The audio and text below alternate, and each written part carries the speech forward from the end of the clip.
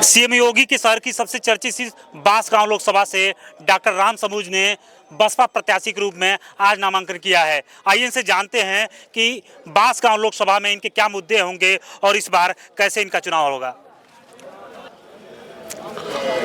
बांसगांव लोकसभा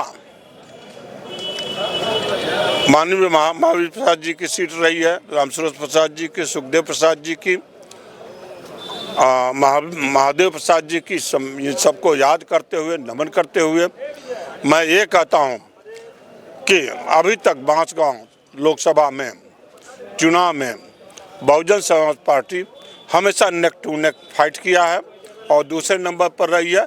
लेकिन इस बार इतिहास भूगोल बदलने जा रहा है।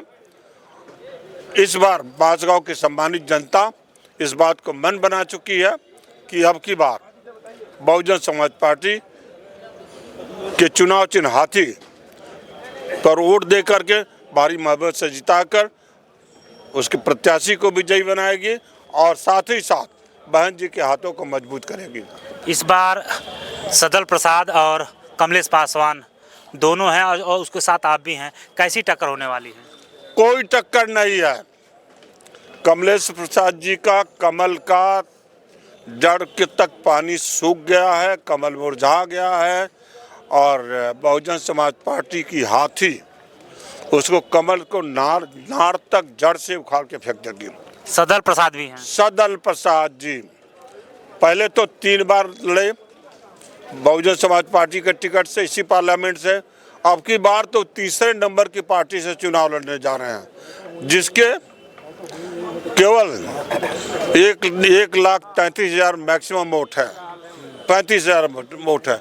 उनकी हालत तो वही है, मुँह से मोटैया लोढ़ा हुई। बस यह तीसरे नंबर पर थे, तीसरे नंबर पर रहेंगे। क्या कुछ मुद्दे होने वाले हैं क्योंकि पिछले 3 बार से कमलेश पासवान सांसद हैं और जनता कहीं ना कहीं विकास की राह ढूंढ रही है, तो अब की बार मुद्दे क्या होने वाले हैं?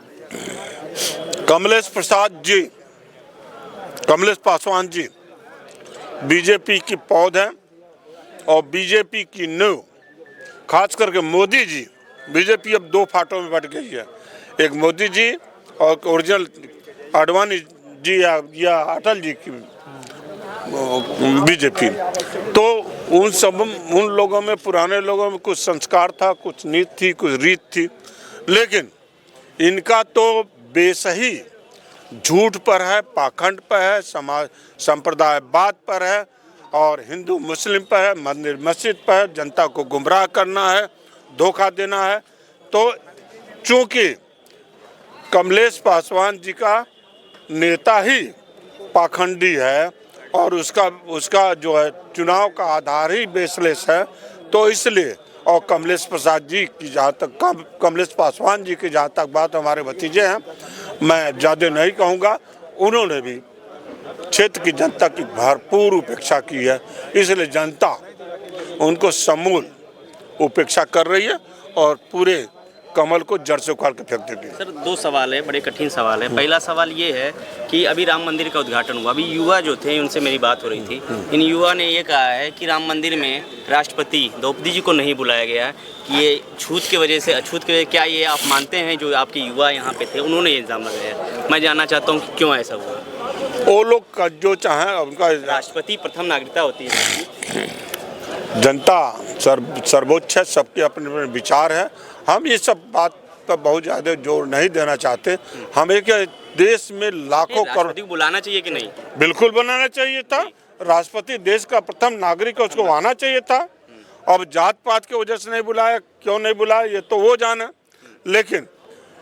लेकिन इनकी नीति में जाति पात, धर्म, भेदभाव, छुआछूत, ऊंच नीच सारा इनकी नीतियों में इनका बेस है। इनकी उसी आधार पर जब पार्टी खड़ी है, इसलिए जनता जागरूक हो गई है और जनता अब इसके बाद सब चीज समझ गई है, इनको उखाड़ के फेंक देगी। इस बार क्या माना जाए, बांसगांव लोकसभा में आप आएंगे तो जो जनता की समस्या है उस पर काम होगा? भरपूर।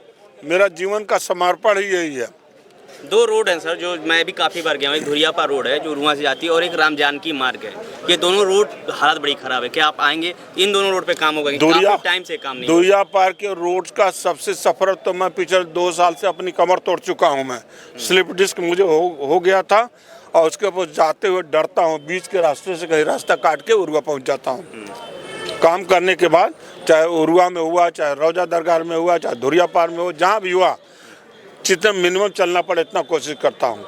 और जब गर्भवती महिला 2 दिनों बच्चा पैदा हो तो आजीवा बच्चा पैदा हो जाएगा, इतनी दुर्दशा उसमें। एक विपक्ष बड़ा इल्जाम लगाता है बसपा सुप्रीमो पे कि कहीं ना कहीं अभी तक बैठी थी, चुनाव आया, एक बैग आई, क्या ईडी के डर से, या क्या वजह है कि एक बैग उनका चुनाव आता है तब होता है, अभी तक न्यूज़ से गायब, कहीं गायब, एकदम से बैठी हुई थी?